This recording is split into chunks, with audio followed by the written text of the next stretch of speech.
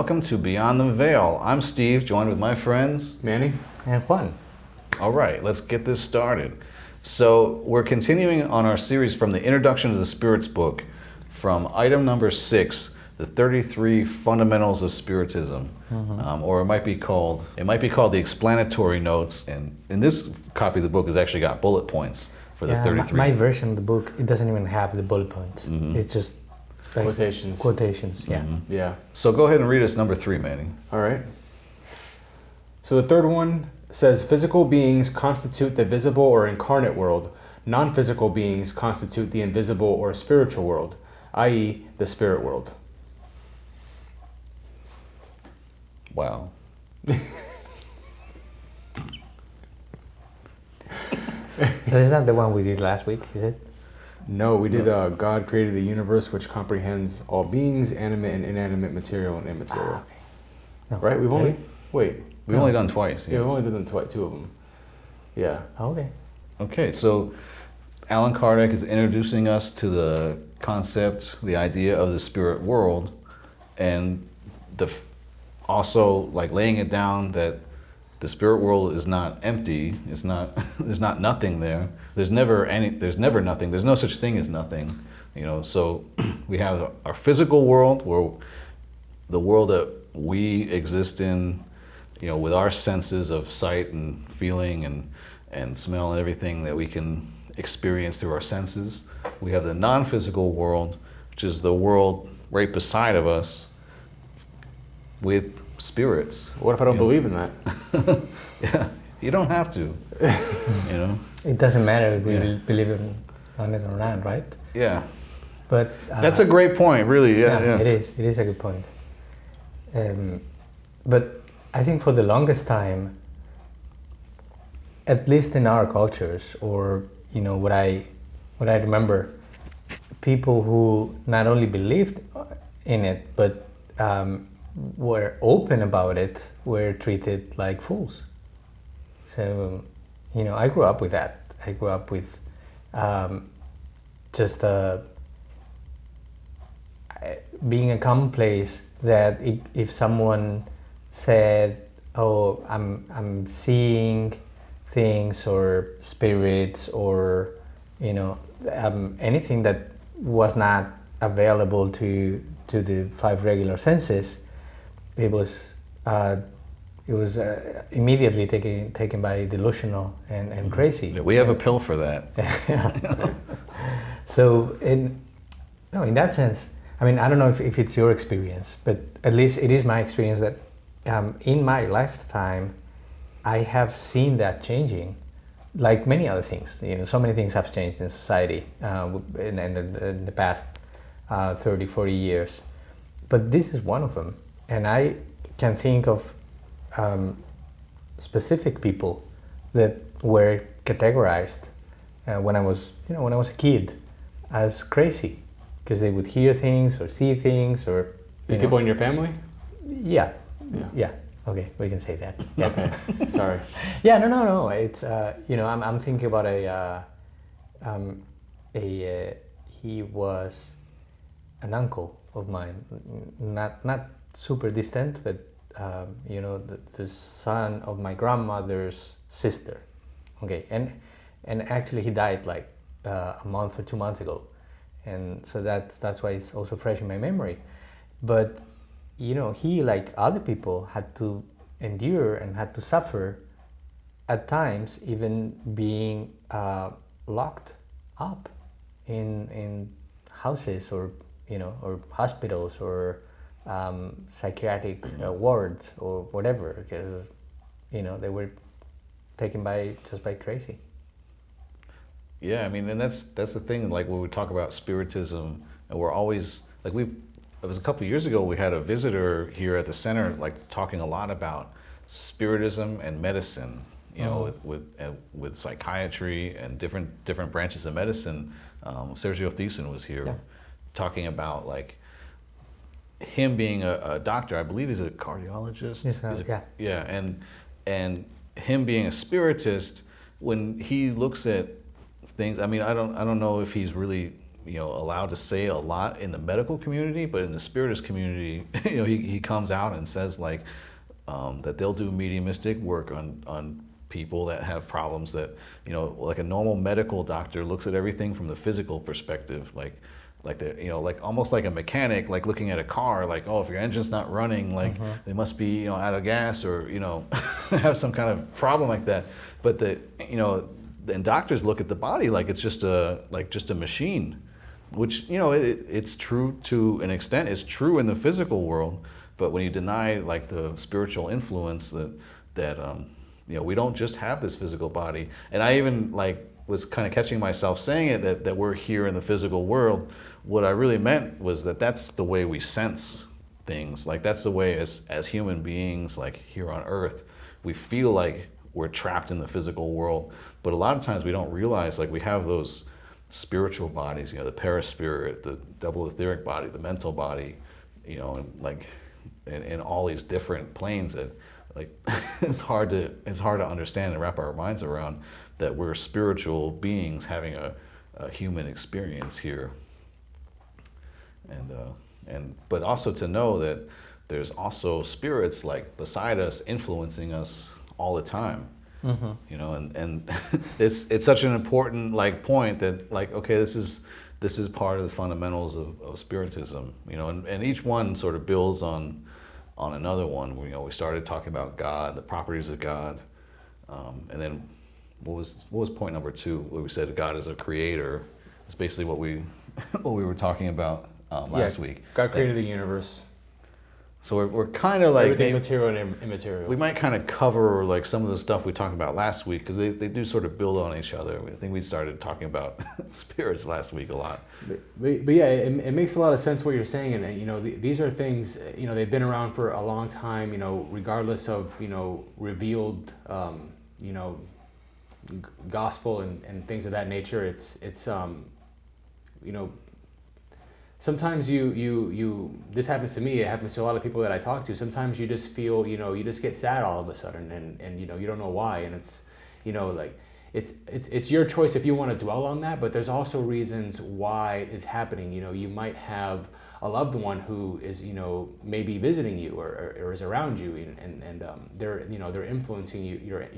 You're picking up on their energy, and it's just these natural phenomenon that thoughts come in our head, we don't really know where they come from, and that's one area of science that scientists haven't been able to explain it. We don't know where our thoughts come from. We don't know why we dream. We can pinpoint in certain areas when certain areas of the brain activate, but we don't necessarily know how our thoughts originate. And a lot of this comes from inspiration from the spirit world. And lots of other civilizations have alluded to this, and it's been going on for all of mankind for as long as we've been here. And the spirits have been influencing us and helping us along the way, guiding us, because essentially they're just us. We are, all the different people that you see on the earth are basically the same spirits that are out there. It's just us on the other side. So it's I was talking to one of my friends the other day, and it's we all there's more disincarnates than there are incarnates on the earth, and every time you meet someone, it's almost like it's them, but they also have this invisible entourage with them. So it's, when you meet someone, it's, they have like their crew, their invisible crew with them. So it's like you have to be careful, control your thoughts, control what you say. Because it's not, you're not just really interacting with that physical person. You're also interacting with all of the spirits that are attracted to that person and around them too. So it's thinking about that has really changed the way that I approach people, and also helped me to elevate my thoughts, be more positive, and just control what I say and be mindful of what I'm saying. Yeah. So to go deeper on that, and I did like the example of the doctor as well. I think that just ignoring that world of that quote unquote invisible world, it's what it does is it's limiting us. Just because, as you say, we do have those influences, and that's having an impact on us. And in terms of health, why do we go to the doctor? Because we want to be healthy, we want to be cured from something that we may have. So why would we go to a doctor and limit our chances of being healthy before we even get there, just by ignoring half of the inputs or half of the information? And what kind of entourage do I want with me? Because we are starting to understand that thoughts are energy, like anything else. And as energy, they can materialize. So, my thoughts will be in sync with those thoughts of my entourage, and vice versa. So I'm going to be I'm going to be impacted.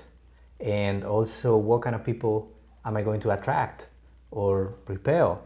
That's gonna have to do a lot, not just with myself, but with my entourage. Sometimes we say, like, you said, sometimes I feel sad, or get some kind of feeling. Sometimes I feel like, I'd like to be doing this differently. I don't want to be doing this. I don't want to be again doing the same thing. I can't. And it's like, it's happened again. Yeah. So it's like, if I try to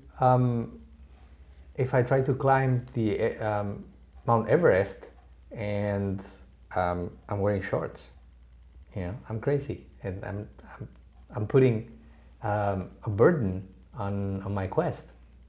So You're not that spiritual yet, we can yeah, admit. well, this would be kind of like the same thing, Preparation. I'm buying problems, Mhm. free problems. I'm buying them.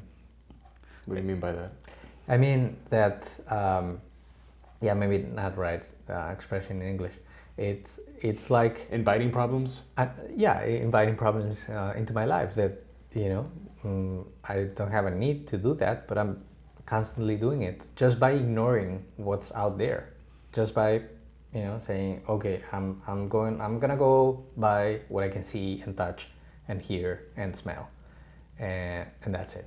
Yeah, and that's actually in the Spirits book. I forgot exactly what number it is, but it's about progressing and making changes in your life. And the Spirit said it only takes a very tiny bit of effort on your part to make the change. Mm-hmm. And you always have this guidance with you, but people are just they don't want to. They're too. I don't know. They're like, for me, I'm afraid of doing things sometimes, and I guess it's different reasons for different people. But if we just put like a small step forward.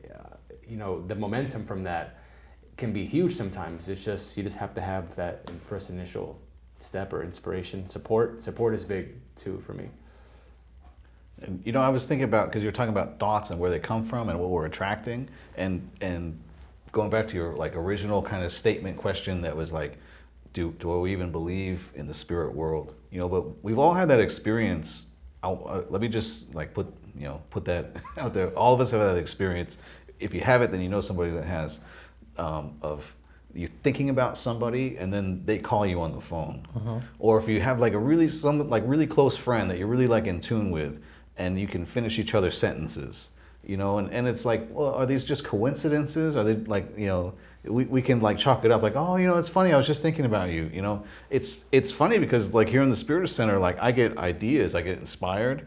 And I'll have this idea like, oh, I want to make this video about something. And like Luigi will call me like, I need you to come record this thing. And I'm like, oh, like no coincidence. It's just like, it happens like way too much. If we're on the same wavelength, and we want to be like moving in the right direction, and I was just, you reminded me of a talk I heard from John Kabat-Zinn. He gave this like talk to Google, to the company, and it's on YouTube. It's a great video, and he's mentioning all these different things that he's picked up over the years, because he's one of the persons that really introduced meditation into psychology and into mainstream psychology. Uh-huh. And he was just talking about like all these different things that he's picked up over like his career, and it's a great talk. Before he even gets into the guide, he actually does a guided meditation, but he says like he was studying, he was learning from some different gurus, and the guru would say stuff like, show me your mind.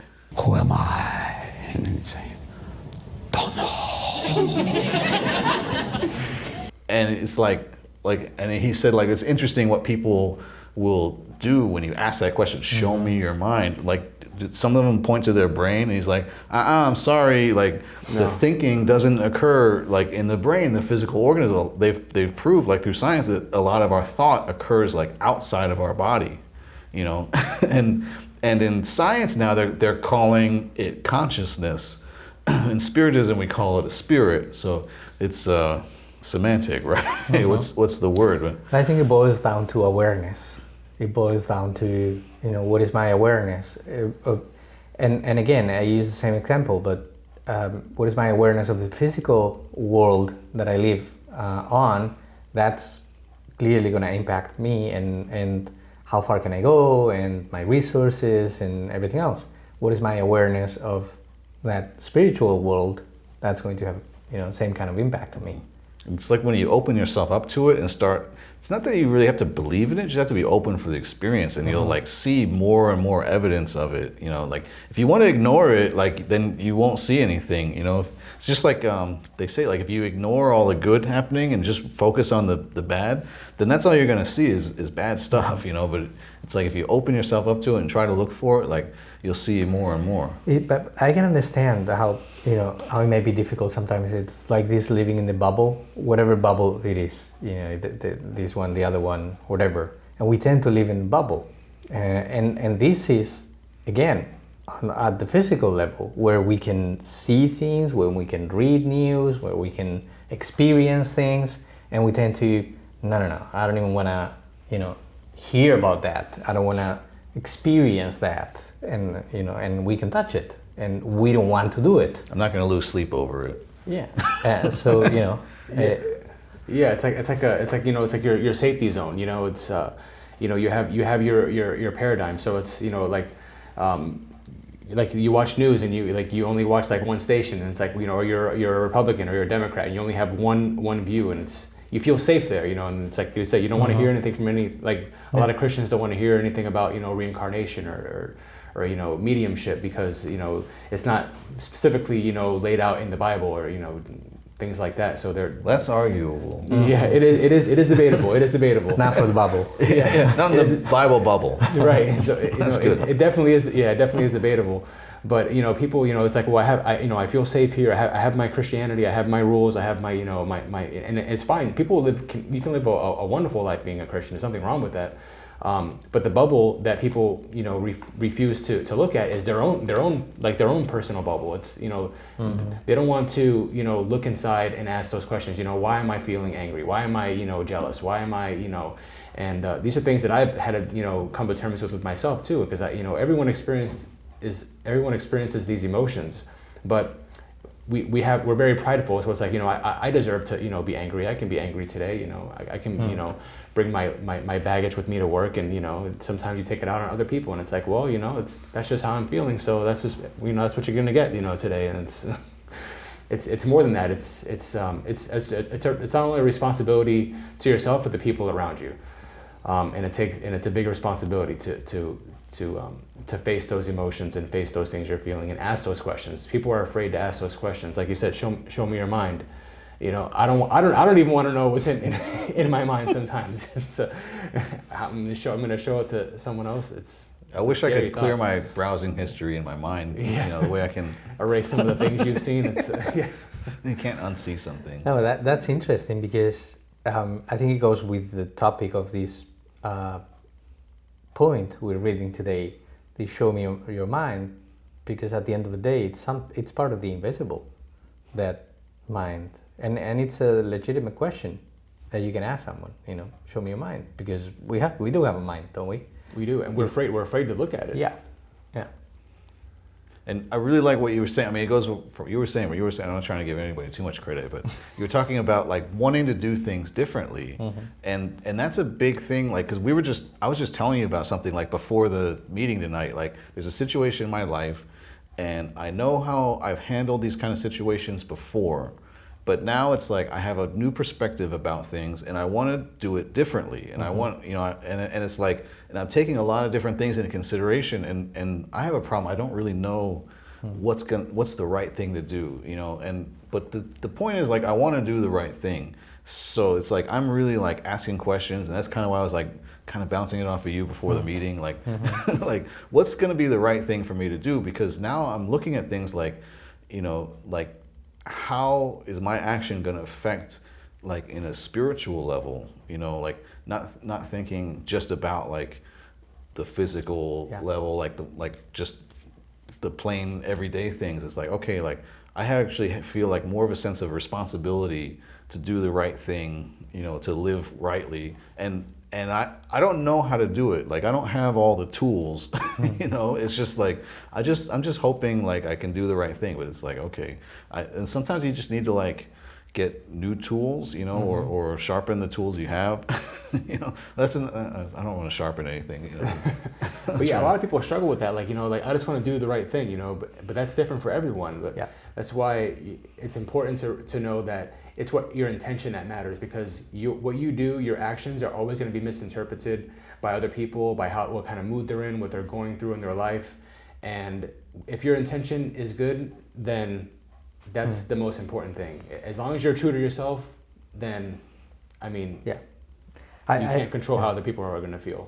I think it's important that we can say, at that moment I did the best I could with the information I had, with the knowledge I had, with the experience I had. I did my best. But really, if I'm honest with myself, can I always say that? Not really. But if we're honest. But it's I know it's a bit scary to simply to think about doing things differently, and being humble enough to say I don't know everything, and I'm facing an old situation, and I don't want to have an old reaction. I want to have a better reaction. They say if you do what you always did, you get what you always got. Right? And it's like, I want something different. And actually, it's like I want everybody to come out in the light. I want both parties to come out in the light. And it's just like, I don't know what's the right thing to do. Yeah. I just know it's got to be.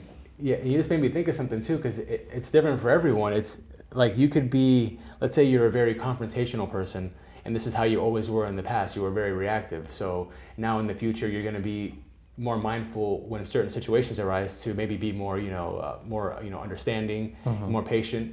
But a person who's been very agreeable their whole life and been not very with an opinion, which is kind of my personality, now when you try to change the outcome of the situation, or trying to see how you can better respond to certain situations, now you're going to try and be more confrontational and try to voice your opinion, and then people are like, oh, well, what's going on? So you're always like stuck in some kind of balance. I always overcompensate too. Like I did that just today at work. Like I've been letting a situation slide for a long time, and finally today I told this guy, like, you can't do that. Like, that's not right. Like, you're doing the wrong thing. And sometimes I'll just ignore it and be like, I'm not changing this guy because he's just too far gone, But then today I was like, I let him about this guy before. I let him know, like, you're doing something wrong. Like, you need to like stop what you're doing. It's just like, it's silly. It's like anybody else, like any normal person with common sense, like, wouldn't do what he was doing today. He does it every single day. But it's the thing is, like, I probably should have said something like 6 months ago, but today I said it, and I was like, I let him have it, and it's like, and I thought about it afterwards, because he was like, he got all back at me, but it's like, okay, like, I needed to say to him what I said, and he needed to hear it. And then he didn't really react to it very positively. I'm like, I'm thinking about it like for the rest of the day. I'm like, man, I probably should have said it better, or I should have said it a long time ago. And that's probably where the dissonance is coming in, because I'm like, I think I did do the right thing. I did it at the wrong time. Yeah, well, I mean, when is the right time? Yeah, no, but it's again, you're making me think now. So now I'm thinking. Gosh. I think that's part of the invisible also, because you're saying something that it may be right, and then, kind of like not only how we say it or when we say it, but what kind of energy goes with that thing that we're saying. Are we saying it with love? Are we saying it for free in a way, like, you know, it's gratis, or are we attaching something onto it? And that's invisible. That really is invisible, but it's going to affect the outcome and the interaction. Absolutely, yeah. That actually reminded me of something else. But so when you're in these situations where, you know, you're questioning what you do, you know, and everyone has situations like this. We always have difficult people that we deal with in our family, in our work, our daily lives. On Beyond the Veil. On Beyond the Veil. Ourselves. Yeah, ourselves, loved ones. But I heard someone say that, you know, you can't. It doesn't matter what you do. This is why I brought up the intention thing, because your intention is very important. But it doesn't really matter what you do. You can't really betray, you know, God. You know, like we all have our own problems. We all have things we have to go through. We all have things we have to get out, and they're gonna come out. You know, they're gonna come out, you know, slowly, or they're gonna come out violently. But eventually they're gonna come out, and you know, it's not always gonna be pretty. But like you said, you know, don't if you can try not to attach negative, you know, emotions to it, or you know, hate or anger, and you know, just if it has to come out, you know, try to do it with the best possible intention that you can. Much harder than what it sounds. But you know, you can't. This is the path. The paths that we're on are the paths that we're on. You know, there's always going to be speed bumps. No one has an easy road. Everyone has problems and issues. That's why we're here, and we learn new things every day, and we deal with interesting people every day. And Why'd you look at me when you said that? What did I do? That's just, you know, that's just life. That's I've been good today. Don't take, you know, one thing I've heard, and I think this is one of the 4 agreements, is don't take everything so personally. You know, Don't take anything personally. Don't take anything personally. yeah, Right? Yeah. okay, don't take anything personal. That's something that has really changed my perspective. Yeah. I got to read that book. Yeah, Oh, you me have too. it? Oh, yeah. Oh, yeah. I haven't even read it. I just know of a couple of. Really? Yeah. I've heard Antonio lecture on it like 3 times, because he did it like once, and then Yeah. like 2 years later he did it again, and it was like every time I need to hear it. You need to, yeah. Yeah. Okay, let's go now and read it. And with the 4. No, you need to go now and read it. Oh, go now and read it. Oh. Okay, Yeah. all right. Yeah. I'll see you guys. Like, you know, I think it's time anyway. Probably. I'm serious. It's time anyway.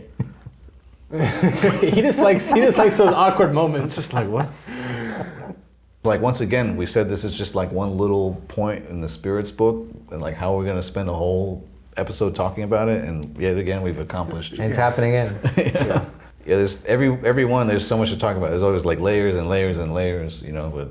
But we'll get through it eventually, you know. And it's not about the destination. You got to just enjoy the journey. Enjoy the journey. Thank you so much for talking to me. Thank you, Manny, and thank you, Juan. Thank you, Steve. Thank you. Don't mention it. And check us out. We're on Discover Spiritism Network on YouTube.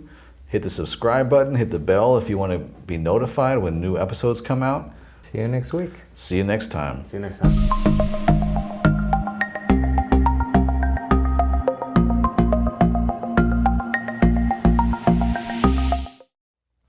Can you read it one more time, just for me, just so I can Wrap hear your it? head around it. Yeah. Yeah. Okay. This we're gonna pick up the editing. It depends. Depends how I'm feeling. Sometimes you just gotta roll the dice and just sneak at it.